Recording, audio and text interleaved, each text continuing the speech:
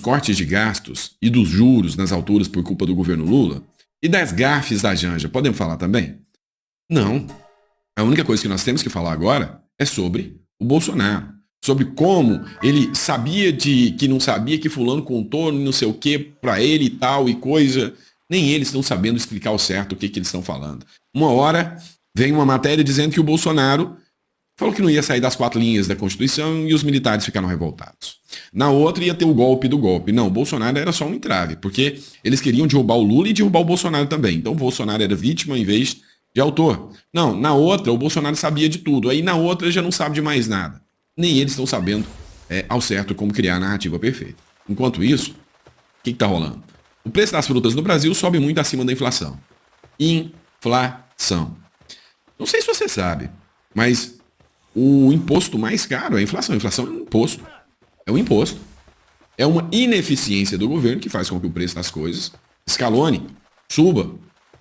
Então, se você quer comprar frutas, verduras, mais pobre, está se lascando. Então nós precisamos criar a narrativa perfeita para que o pobre pare de olhar para o preço da cenoura e comece a observar o Bolsonaro. O impacto no orçamento das famílias brasileiras, especialmente no que se refere às compras de frutas, tem sido considerável. Nos mercados populares, a inflação é percebida por meio das variações de humor dos consumidores. Se vocês acham que está ruim para o Lula, vai ser pior. Vai ficar muito pior. Agora, o grande problema não é esse.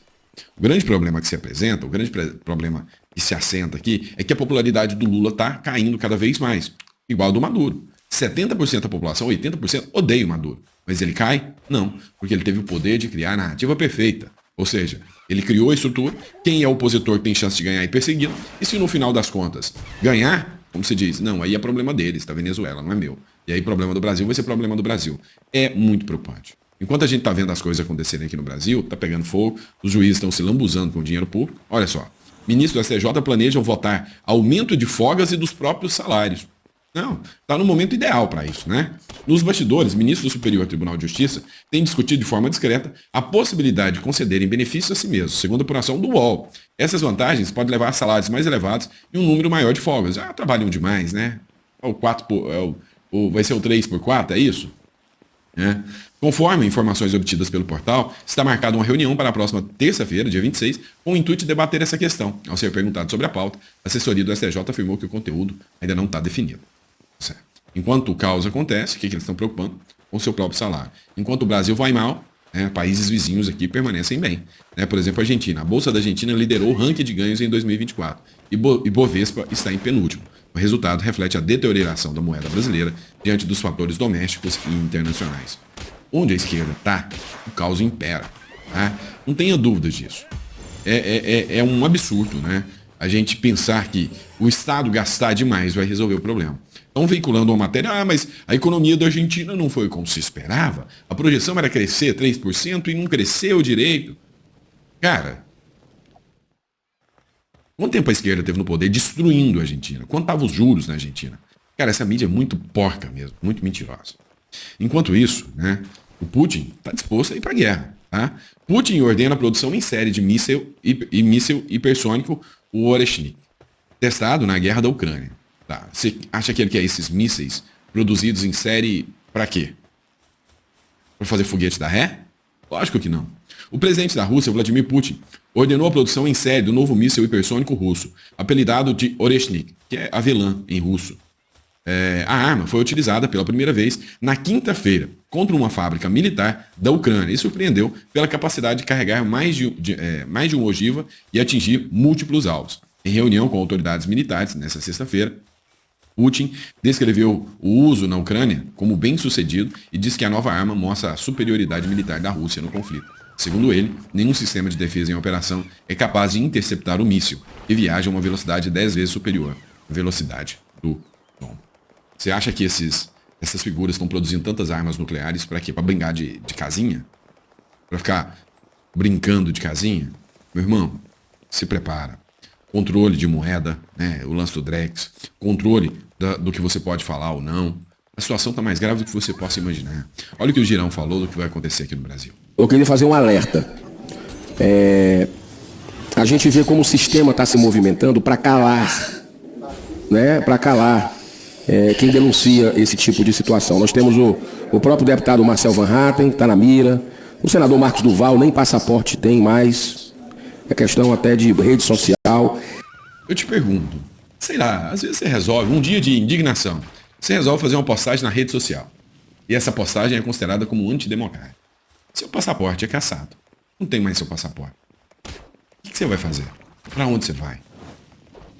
Entenderam? Tem um plano B. É muito importante você ter um plano B. E aí eu vejo muita gente falando, mas é porque eu vou tirar minha cidadania da Europa. Porque eu vou tirar minha cidadania dos Estados Unidos, meu green card. Se quiser, a gente faz para você. Mas, lembra da pandemia, quando estourou a pandemia? Lembra disso? Você ia pegar um avião como? Sem o sistema vacinal. Você ia pegar um avião como? Sem um controle de pessoas. Então, assim, eu já disse para vocês, tem um plano B, Uruguai, talvez até o Paraguai. Eu tenho minhas restrições quanto ao Paraguai. Qualquer hora eu vou falar sobre isso com vocês. Morei no Paraguai também. Mas tem um plano B. O Uruguai, por exemplo, é algo que vocês têm que estar pensando sempre. Deputada Beatriz, deputada Júlia Zanata, que chegou, seja muito bem-vinda. É semana que vem já. Ninguém está se dando conta. Semana que vem o Supremo Tribunal Federal começa a julgar as redes sociais, a questão da censura no Brasil. Mais institucionalizada. Para que isso? Eu tenho umas teses. Primeiro, para se blindar das críticas, os poderosos. E segundo, para sufocar os abusos. Para que a gente não reverbere o que está acontecendo no Brasil. Então, é uma obsessão que o governo Lula tem com o STF para fazer isso. Você lembra o ministro Flávio Dino, hoje que é ministro do Supremo, mas até o ano passado era ministro da Justiça do governo Lula? Você lembra o que ele disse? Se o Congresso não fizer, ou o governo Lula vai fazer, ou o Supremo Tribunal vai fazer. Ou seja, nós que fomos eleitos diretamente pelo povo, e essa é uma atribuição típica do parlamento, eles não estão nem aí, estão passando por cima. Então, é aquela velha história. Nós estamos nos 200 anos do Senado Federal, bicentenário. Ou a gente se levanta, ou a gente se levanta. Vai ter eleição, inclusive, para a presidência da casa, mas pode ser tarde demais. Ou a gente vai ver uma casa, vamos ter vergonha. Nós todos vamos ter vergonha de ter passado pelo Senado da República durante esse período. Porque só o Senado pode fazer. Aí eu quero dizer para os deputados aqui que eles não têm responsabilidade, não. A população brasileira é o Senado que pode fazer alguma coisa. E nunca analisou um pedido de impeachment, tem mais de 60 aí, né? E poderia voltar o reequilíbrio entre os poderes, a volta do Estado democrático de direito, da democracia no Brasil, porque hoje nós temos uma ditadura da toga clássica. Vamos lá. Eu venho alertando vocês há muito tempo. Vocês devem estar acompanhando o que está acontecendo em relação ao Drex. O Drex vai ser a nova moeda digital. Acabou o dinheiro. Vai acabar. Dinheiro papel, dinheiro físico. Esse é o Drex. O Drex, ele tem medidas, né, assim, absurdas. A primeira é do bloqueio. Hoje, né, o seu dinheiro, você movimenta ele através de instituições privadas, bancos. E a justiça tem que chegar até o seu dinheiro, né? Então tem que fazer um pedido ao Banco Central, tem que ter uma ordem judicial para que o seu dinheiro seja simplesmente bloqueado. E já começaram um avanço deles. Né? Já foi dada uma decisão do próprio Supremo Tribunal Federal que os estados não precisam mais de determinação judicial, contrário do que está escrito na Constituição, que não precisa mais de uma ordem judicial para fazer a quebra do sigilo bancário sua. O estado pode ir lá e falar, quanto você tem aí? Acho que esse dinheiro seu é irregular, eu vou prender. Pois é. Com o Drex é muito pior. Com o Drex é o próprio governo, na fonte, ele vai bloquear o seu dinheiro. Você vai lá, abre sua conta bancária, né? Se é que vai existir. Se o banco não vai ser o único banco estatal, né? Os outros bancos vão ser banidos, sei lá. Você vai lá, você olha, não, tem 1 milhão aqui de Drexes. Vou movimentar. Ué, tô bloqueado. Aí, regulamenta uma rede social. Se você falar PIN, você vai ser penalizado. Com a regulamentação, eles vão criar os critérios que eles querem. Com esse PIN que você ser penalizado, igual a indústria da multa do carro, né? Você vai ser penalizado e o seu dinheiro, a hora que você chegar lá, cadê o seu dinheiro na conta bancária? Outra questão, você vai ter um rastreio. Então, vamos lá. Está lá previsto na legislação. Você vende a sua casa. Vendi minha casa. Beleza.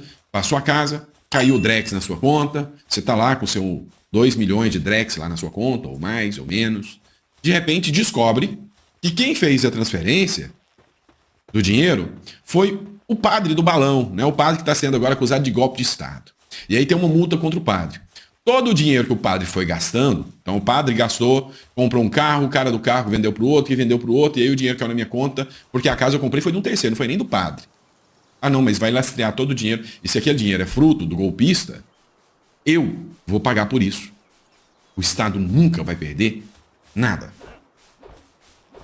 Tá bom, se isso não te assusta, não sei, o que mais pode te assustar. Vamos lá, narrativa, pessoal, ó, matéria do do Rodolfo Nogueira, né, da Eliane Cantanheda. Pois é, eles não estão sabendo ao certo o que é o quê, né, porque antes o Bolsonaro sabia, agora já não sabe mais. Antes o Bolsonaro falou que não ia trocar o general, né, mas era golpista mesmo assim. Também o Bolsonaro falou que não ia sair das 4 linhas da Constituição, mas era golpista mesmo assim. Depois tinha um golpe do golpe. Agora é o Bolsonaro que sabia. Não, mas na verdade não sabia.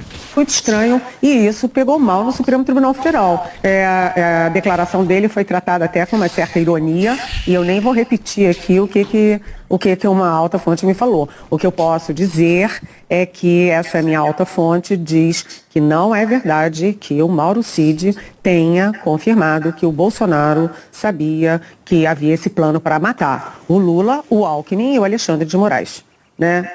Então, isso é uma informação importante de que não havia. Ou seja, a primeira versão do advogado hoje no Estúdio I não é confirmada dentro do Supremo, dentro nem da própria Polícia Federal, que fica dizendo, não, eu não estava lá, não sabia. Então, a Polícia Federal meio jogou no colo do Alexandre de Moraes, no colo do Supremo, mas o que o Supremo diz, não. Tudo muito. Agora eu te pergunto, né? Uma decisão do Supremo Tribunal Federal disse que no caso de uma entrevista, as instituições de TV, né, os jornais terão responsabilidade, né? Será que vai ter? Vamos lá, vamos falar do Paulo Gonet também. Inquérito do golpe. É impressionante, né? Como, no caso da oposição, os inquéritos têm momentos certos de acontecer, são céleres demais, e a narrativa justifica muito, né? Hoje eu vi uma publicação que fazia comparação entre o padre Júlio Lancelotti e o padre do golpe, né? Então, entre o padre Júlio Lancelotti e o padre do golpe. E aí, meu amigo, é inevitável, como por um lado, toda a dureza da não existência da lei. Do outro lado, toda a inaplicabilidade da dureza da lei. Então é complicado. O inquérito do golpe, decisão da PGR sobre a denunciar Bolsonaro e outros, fica para fevereiro. O relatório da Polícia Federal, que levou ao indiciamento do ex-presidente Jair Bolsonaro e outras 36 pessoas por suposto planejamento de um golpe de Estado, só deve ser decidido a partir de fevereiro de 2025. O porquê? Qual o motivo? Né? O que justifica